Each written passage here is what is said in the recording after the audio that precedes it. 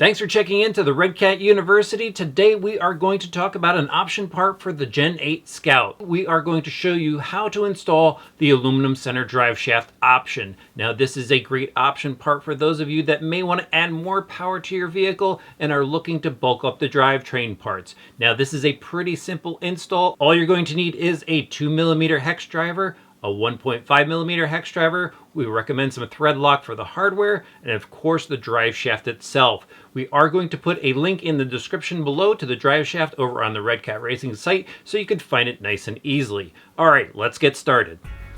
So step one is obviously removing the body, and we know you guys know how to do that because you've already installed a battery in your rig and probably have put a lot of miles on it. Now the next step is to actually remove the battery tray because we need to gain access to the transfer case below. And this is done by removing the 5 screws that holds the battery tray in place with a 2mm hex driver.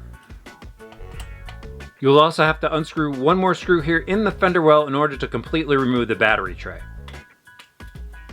Once the screws have been removed from the battery tray, simply lift it up and turn it to the side. Now we can access the screws for the transfer case. Remove these 4 screws using a 2mm hex driver. Now with the transfer case loose, we could turn our attention to removing the transfer case drive shaft. Now you're going to need the 1.5mm hex driver to remove the screw pins that hold the yoke to the transmission shafts. Now remove the front. With the screws out, lift the transfer case and slide out the stock drive shaft. Now we can install the new aluminum transfer case shaft. Simply slide it back into place.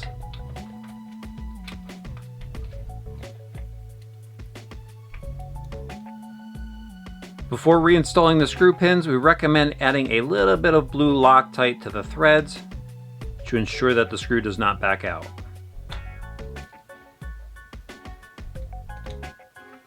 With both screw pins back in the drive shaft, you can now re-secure the transfer case to the skid plate. With the transfer case secured in place, we can now reinstall the battery tray.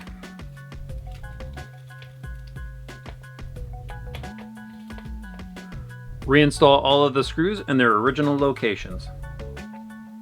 With the drive shaft in place, you're ready to head back out and do some more exploring with your Gen 8 Scout. Please be sure to check the description for part numbers and links to this product. And of course, if you have any questions or comments, put them in the section below. We'll see you back here soon for the next Redcat University Upgrade How-To.